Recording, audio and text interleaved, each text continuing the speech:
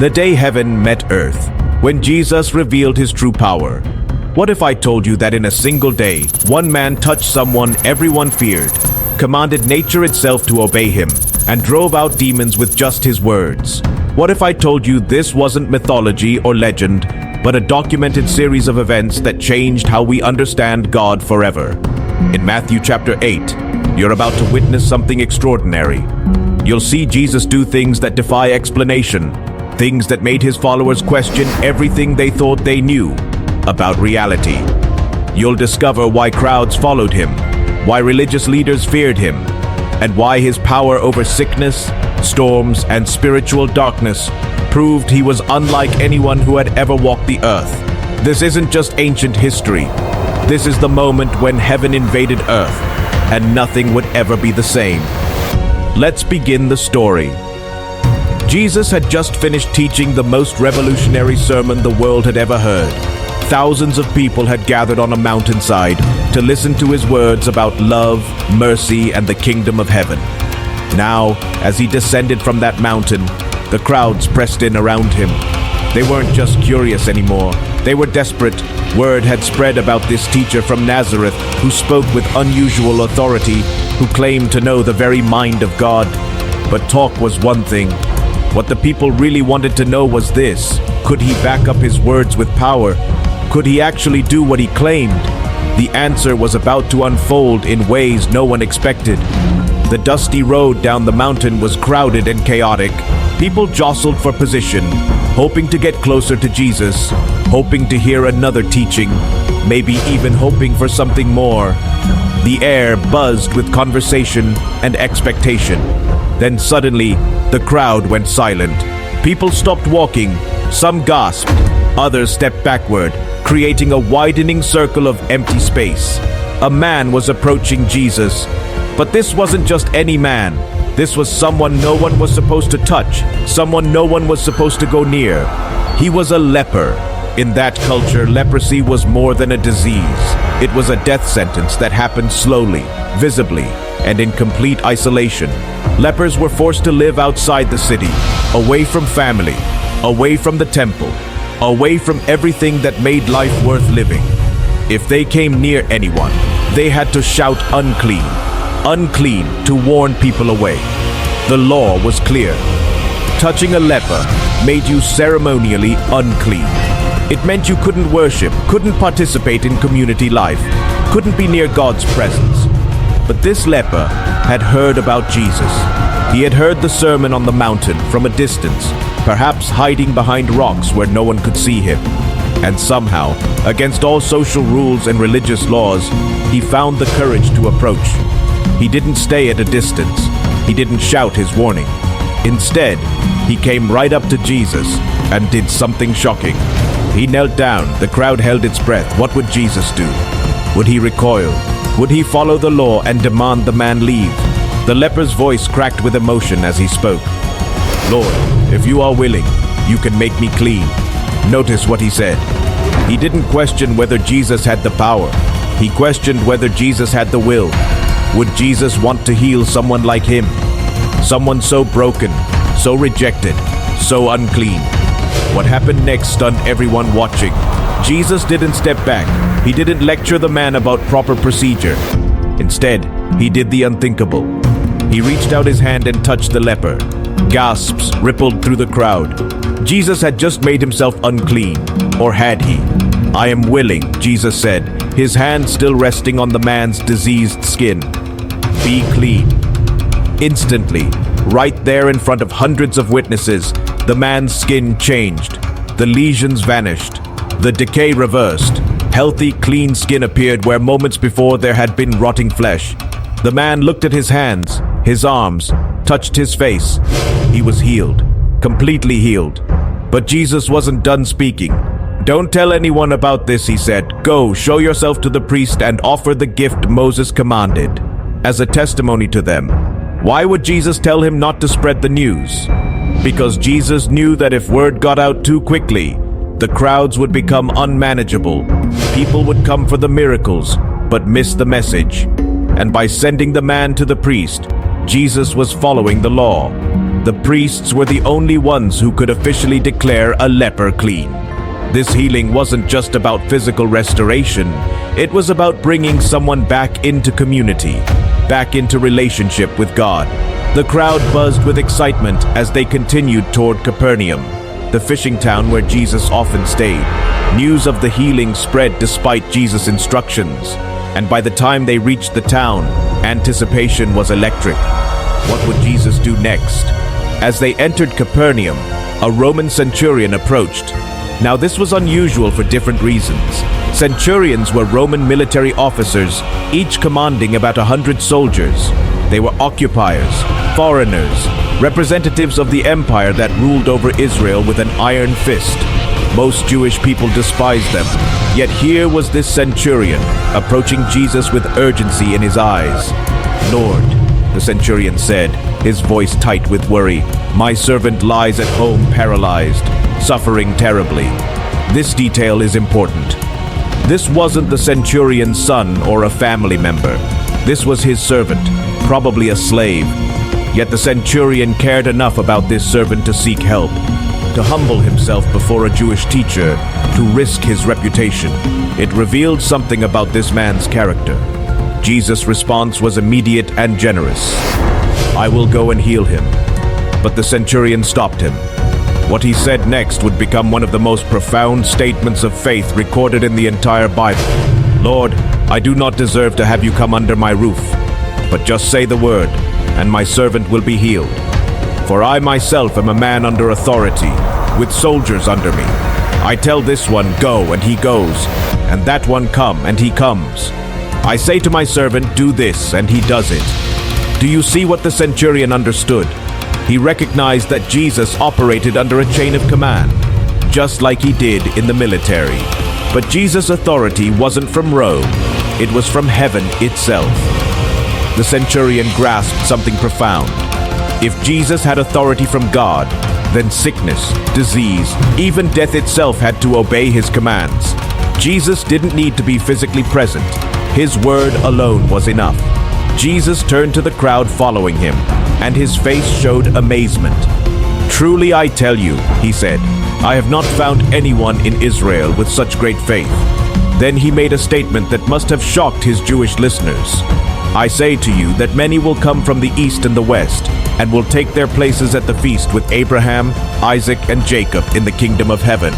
But the subjects of the kingdom will be thrown outside, into the darkness, where there will be weeping and gnashing of teeth." Jesus was saying something revolutionary. He was declaring that faith, not ethnicity or religious heritage, was what mattered. This Roman centurion, this foreigner, this representative of the oppressive empire, had more faith than most of God's chosen people. And because of that faith, he would have a place in God's kingdom. Then Jesus turned back to the centurion. "Go. Let it be done just as you believed it would." At that very moment, miles away, the paralyzed servant sat up in bed, completely healed. The paralysis was gone. The suffering ended. All because a centurion believed that Jesus' word carried the power of heaven. But wait, there's more. The day was far from over. Jesus went to Peter's house. Now Peter, also called Simon, was one of Jesus' closest followers, a fisherman who had left everything to follow this teacher. But when they arrived at the house, they found Peter's mother-in-law lying in bed, burning with fever. In that time and place, fevers were dangerous. They could kill. There were no antibiotics, no modern medicine. A serious fever was a genuine threat to life. Jesus didn't hesitate. He went to her bedside and took her hand. He helped her up. And immediately the fever left her. Not gradually, not over days of recovery, but instantly. She was so completely healed that she got up and began serving them, preparing food, taking care of her guests. There was no weakness, no lingering symptoms. The fever simply vanished at Jesus' touch. As evening approached, word had spread throughout Capernaum about everything that had happened. The leper healed, the centurion's servant restored, Peter's mother-in-law cured. And now people were coming from everywhere. They brought the sick, the suffering, the tormented. They carried those who couldn't walk. They led those who couldn't see, and they brought people who were demon-possessed. Picture the scene as twilight fell over the town. The street outside Peter's house filled with desperate people. Parents holding sick children, friends supporting paralyzed companions, and among them, those whose torment went beyond physical illness, those who were gripped by dark spiritual forces. Jesus healed them all, every single one. He drove out the spirits with a word, just a word, and healed all who were sick. No elaborate rituals, no dramatic performances, just the quiet, overwhelming authority of heaven, speaking into human suffering and ending it. Matthew, writing this account years later, remembered something important. He saw in all of this the fulfillment of ancient prophecy. Centuries earlier, the prophet Isaiah had written about a coming servant of God who would take up our infirmities and bear our diseases. That servant was standing in Capernaum, touching the untouchable, healing the incurable, bringing light into darkness. As the crowd finally dispersed late into the night, Jesus looked around at the pressing masses. Even in their gratitude, they were overwhelming. Everyone wanted something from him. Everyone had needs, demands, expectations. Jesus saw the crowd growing larger and made a decision. He gave orders to his disciples to cross to the other side of the lake. But before they could leave, a teacher of the law pushed through the crowd.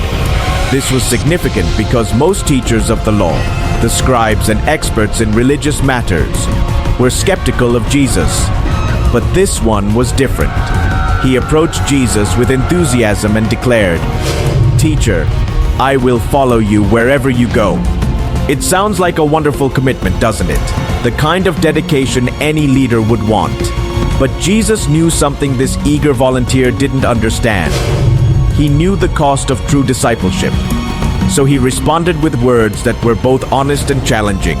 Foxes have dens, and birds have nests, but the Son of Man has no place to lay his head.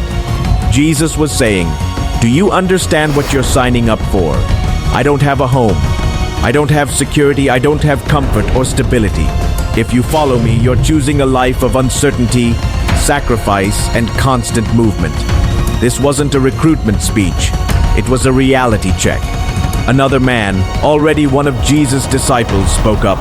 "Lord, first let me go and bury my father." This seems like a reasonable request. Honoring your parents, caring for family, these were sacred duties. But Jesus' response was jarring. "Follow me and let the dead bury their own dead." What did he mean? Most scholars believe the man's father wasn't actually dead yet.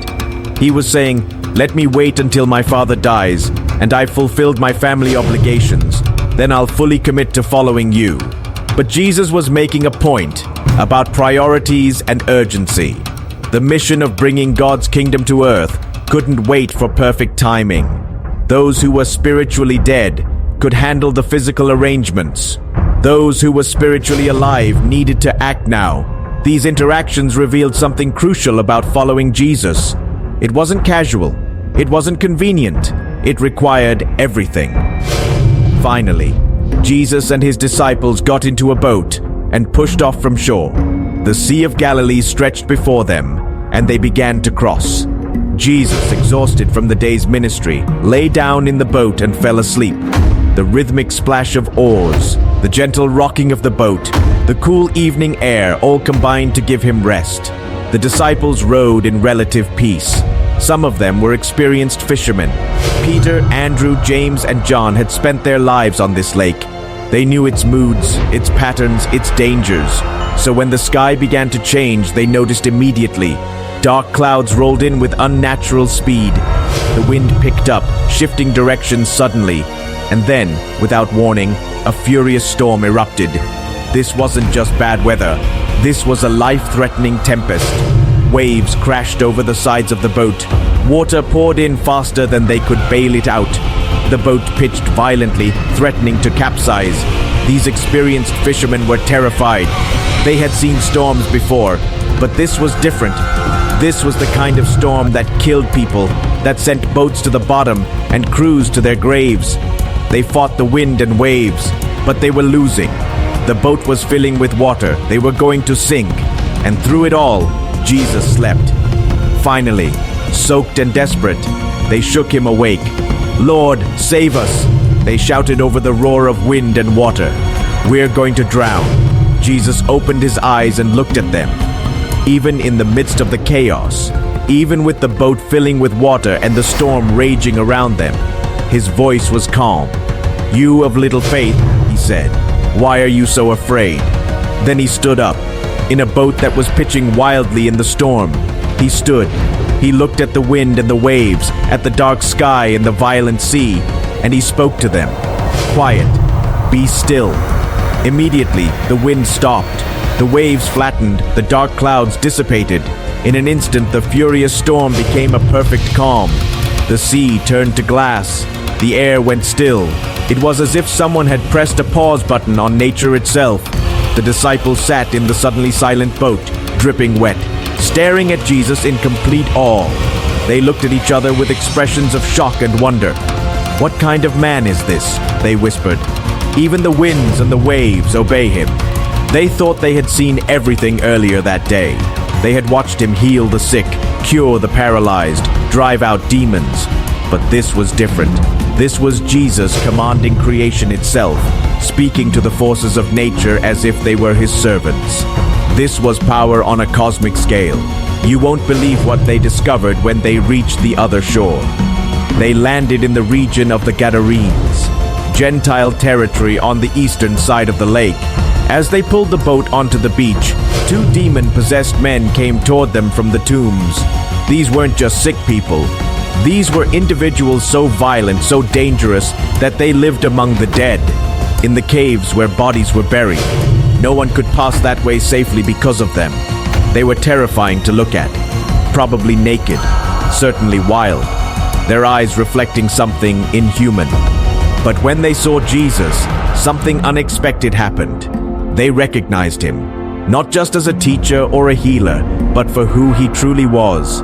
They cried out, their voices carrying an otherworldly quality, the demons speaking through them. "What do you want with us, Son of God? Have you come here to torture us before the appointed time?" Notice what they called him, Son of God. These demons knew Jesus' true identity. They understood what most humans didn't, that this was no ordinary man. This was God himself walking among humanity. And they knew that ultimately, their time was limited. There would be a day of judgment, an appointed time when their rebellion would end. They thought Jesus had come to enact that judgment early. Some distance away, a large herd of pigs was feeding on the hillside. Pigs were unclean animals in Jewish law, which makes sense since this was Gentile territory. The demons, knowing they were about to be cast out, made a request. "If you drive us out, send us into the herd of pigs." Jesus gave them permission with a single word, "Go." The demons left the men and entered the pigs. Immediately, the entire herd, about 2,000 pigs, rushed down the steep bank into the lake and drowned in the water. It was a spectacular, violent scene. The hillside erupted in chaos as hundreds of pigs stampeded toward their deaths. The men who had been tending the pigs ran off in terror. They fled to the nearby town and reported everything they had seen, including what had happened to the demon-possessed men. Soon, the whole town came out to see what had occurred. They found the two men sitting calmly with Jesus, clothed and in their right minds. The violent, dangerous men who had terrorized the region were now peaceful, restored, human again. It was an undeniable miracle, a transformation that should have caused celebration. But instead, the people were afraid. They looked at Jesus, at the restored men, at the lake where the pigs had drowned. And they made a choice that seems almost incomprehensible. They pleaded with Jesus to leave their region. Think about that. They had just witnessed two men freed from demonic torment. They had seen the supernatural power of God working right in front of them. But all they could think about was the economic loss of the pigs. They valued their livestock more than human restoration. They preferred the familiar, even if it included demon-possessed men terrorizing their community, over the disruptive presence of divine power. So Jesus got back in the boat and left. He didn't force himself on them. He gave them what they asked for, his absence. and they lost the greatest opportunity they would ever have.